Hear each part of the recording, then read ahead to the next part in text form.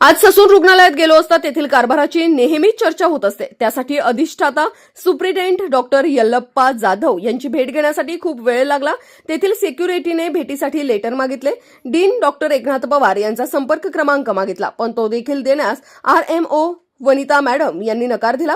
सरते शेवटी डॉक्टर जाधव यांची भेट झाली। त्यावेळी जाधव सरांना विचारलेल्या प्रश्नांची उत्तरे त्यांनी दिलीत, परंतु प्रेक्षकांना, रुग्णांना, नातेवाईकांना जो काही ससून बाबत अनुभव आलेला आहे तो कमेंट बॉक्समध्ये लिहायला विसरू नका।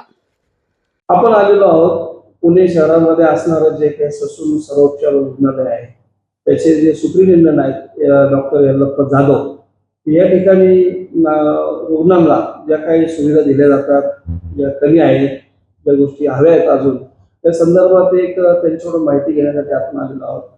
तर जाधव सर, तुम्ही थोडक्यात सांगा की या ठिकाणी जे काही रुग्ण येत आहेत त्यांना पुरेसं बिल्डिंग्स किंवा आस्थापना आहेत, परंतु त्या भागामध्ये कोणत्या कोणत्या गोष्टी कमतरता जाणवतात त्याबद्दल ससून सर्वोपचार रुग्णालय हे पश्चिम महाराष्ट्रातील जवळपास म्हणजे बरेच हिस्टॉरिक महाविद्यालय, बैजी शासकीय महाविद्यालयाच्या अंतर्गत हे हॉस्पिटल आहे आणि प्रचंड प्रमाणामध्ये पश्चिम महाराष्ट्र, मराठवाडा, विदर्भ अशा अनेक ठिकाणाहून इथं पेशंट येत असतात। या ठिकाणचं इन्फ्रास्ट्रक्चर म्हणजे हा जवळपास 22-23 एकरचा एरिया आहे। त्या एरियामध्ये प्रचंड प्रमाणामध्ये 3 ते 4 इमारती ज्या आहेत त्या रुग्णसेवेचं अविरत काम करत राहतात आणि मेडिकल कॉलेजचे जवळपास 250 विद्यार्थी अंडर ग्रॅज्युएट आणि 216 विद्यार्थी जे आहेत ते पोस्ट ग्रॅज्युएट हे इथे शिक्षण घेत असतात। इमारतींमध्ये आता पेशंटचा फार मोठ्या प्रमाणात प्रभाव दिसतोय आपल्याला, परंतु स्टाफ तेवढ्या प्रमाणात जाणवत नाही। मी आता सांगितल्याप्रमाणे इमारती पण भरपूर आहेत आणि पुरेशा प्रमाणामध्ये त्यांना सगळ्यांना इन्फ्रास्ट्रक्चर पण अवेलेबल आहे, स्टाफ पण आपल्याकडे अवेलेबल आहे। थोडीच्या ज्या काही म्हणजे क्लास 4च्या बाबतीत ज्या त्रुटी होत्या त्या आता दूर करण्यात आलेल्या आहेत, त्या लवकरच आपल्याला उपलब्ध होतील क्लास 4च्या जागा। आपल्या रुग्णालयामध्ये असणारे जे स्ट्रेचर, व्हीलचेअर आहे, या पण कमी जाणवत आहेत आम्हाला। आम्ही ज्यावेळेला पाहणी केली त्यावेळेला लक्षात आलेलं आहे। रुग्णालय, ससून जे रुग्णालय आहे याला मी एक बघतो की बऱ्याचशा लोकांचा पाठिंबा आहे, जनतेचा पाठिंबा आहे, कारण इथं अविरत रुग्णसेवेचं काम जे आहे ते अखंडितपणे चालतं। सगळे राजकारणी जे कुठल्याही पक्षाचा असू द्या ते सगळं हाताने मदत करतात ससूनला सांगितल्याच्या नंतर, आणि तसेच NGO पण बऱ्याचशा पुढे येऊन आपल्याला मदत करतात आणि अशीच एक NGO आहे त्यांनी आम्हाला रिसेंटली 50 स्ट्रेचर आणि व्हीलचेअर दिलेले आहेत। तसेच वेगवेगळे विविध राजकीय पुढारी जे आहेत त्यांनाही सांगितलं तर ते पण वेळोवेळी मदत करतात। त्याच्यामुळं व्हीलचेअरचा आणि स्ट्रेचरचा तुटवडा ससूनमध्ये कधीच नसतो। पण स्टाफचा पुरवठा कमी आहे। तर स्टाफ ही पेशंटच्या संख्येच्या मानाने स्टाफ पण आहे, असं काही स्टाफचं काही कमतरता आहे असं काही म्हणता येणार नाही, त्याच्यामध्ये आपण करू शकतो। आत्ताच आम्ही एक 12:30-1च्या दरम्यान ज्या वेळेला 18 मजली बिल्डिंग नवी अद्यावत बांधलेली आहे त्या ठिकाणी गेलो होतो। त्या ठिकाणी एक तुमची महिला कर्मचारी जी आहे ती अर्धा तास त्या लिफ्टमध्ये अडकली होती, परंतु सुपरवायझर त्या ठिकाणी गेलेले नव्हते। त्याबद्दल काय सांगाल? प्रत्येक लिफ्टला अटेंडन्स आपल्याकडे आहे की नाही?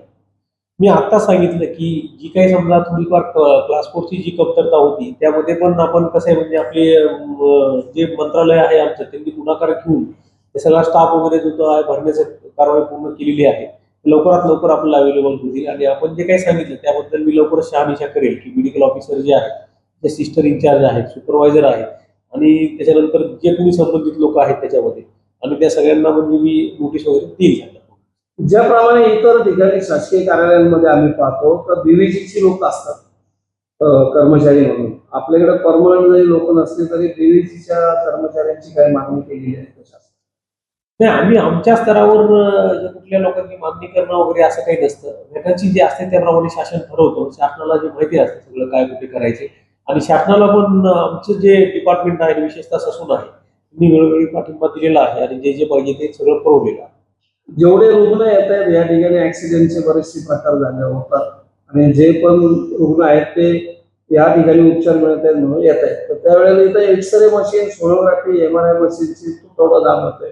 त्या संदर्भात आपण कोणाशी पाठपुरावा केलेला आहे? आता मी सांगितल्याप्रमाणे आमच्याकडे साधारणतः जवळपास 2,500 ते 3,000 OPD असते। त्याच्यानंतर साधारणतः ॲट अ टाइम आमच्याकडे 1200-1300 पेशंट ॲडमिट असतात। साधारणतः 1500 इंटेक कॅपॅसिटी आहे आपली, आणि हे सगळं करत असताना म्हणजे बऱ्याचशा ब्लड चाचण्या आहेत, एक्सरे आहे, सोनोग्राफी आहे, हे हे सगळंच आपल्याला लागतं त्या प्रमाणात आहे. जसं की ऑर्थोपेडिक डिपार्टमेंट जे आहे की म्हणजे ज्या ठिकाणी ऍक्सिडेंट वगैरे झाल्याच्या नंतर पाय तुटणं, फ्रॅक्चर होणं, त्यासाठी आपण एक सेपरेट एक्सरे त्याच्यासाठी दिलेला आहे. कॅज्युअलिटीसाठी आपण एक्सरे वेगळा ठेवलेला आहे. ओपीडीसाठी एक्सरे वेगळा दिलेला आहे. तरी ऍडिशनल म्हणजे काही काही डिपार्टमेंट जे आहेत त्या ठिकाणी एक्सरेची गरज पडू शकते. पुन्हा आपण मागणी केलेली आहे आणि त्याचा पाठपुरावा करून लवकरात मान्यच होईल. वैद्यकीय मंत्रालयाकडून आपल्याला त्याचा पुरवठा होईल अशी हे वाटते. 100% पुरवठा होईल. किती दिवस झाले आपण मागणी करून? नाही, हे अशामध्ये म्हणजे तुटवडा नाहीच आहे तसा. तुटवड्याचा काही प्रश्नच नाहीये, परंतु ते स्मूथनेस जो आहे तो त्या डिपार्टमेंटला वाढवण्यासाठी आपल्याला करायचा आहे. कमतरता कुठेच नाही. पण दिसताना आता एकच एक्सरे मशीन चालू आहे असं वाटतं. नाही, जास्त मशीन चालू आहे. कॅज्युअलिटीची मशीन चालू आहे, ओपीडीची मशीन चालू आहे आणि तिकडची पण चालू आहे. ओके, हे होते यल्लप्पा जाधव सर. आपल्या समोर ससूनचे सुप्रिटेंडंट म्हणून ते काम करत आहेत. ससूनमध्ये इन्फ्रास्ट्रक्चर मोठ्या प्रमाणात आहे, परंतु कर्मचारी थोडेसे कमी आहेत. त्याबाबत त्यांची भरती प्रक्रिया पण चालू आहे. ज्या साधन सामग्री आहेत त्या पण आहेत असं त्यांचं मत आलेलं आहे. तर पाहूया, या रुग्णालयामधील काही रुग्णांची आपण मुलाखती घेणारच आहोत. त्याच्यातून आपल्याला हे निष्कर्षात येणार आहे ससूनमध्ये उपचार कशा पद्धतीने चालतात. टॉप न्यूज पुणेसाठी कैलास गायकवाड. अशाच नवनवीन बातम्या व घडामोडी पाहण्यासाठी आमच्या चॅनलला लाईक, शेअर व सबस्क्राईब करा. Top news Pune. जाहिराती व बातम्या देण्यासाठी संपर्क मुख्य संपादक कैलास गायकवाड.